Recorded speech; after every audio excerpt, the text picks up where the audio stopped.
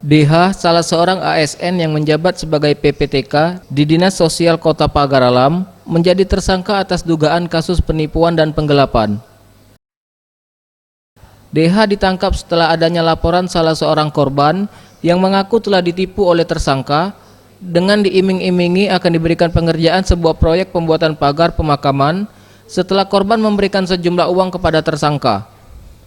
Namun setelah uang diberikan kepada tersangka, korban tak juga mendapat proyek seperti yang telah dijanjikan. Korban pun melaporkan hal tersebut ke Polres Pagar Alam untuk ditindaklanjuti. Kasat Reskrim Polres Pagar Alam, Ibtu Acep Yuli Sahara mengatakan, tersangka dikenakan pasal 38 dan 32 KUHP tentang penipuan dan penggelapan dengan ancaman hukuman 4 tahun penjara. Diduga telah melakukan penipuan terhadap korban Musa Bako.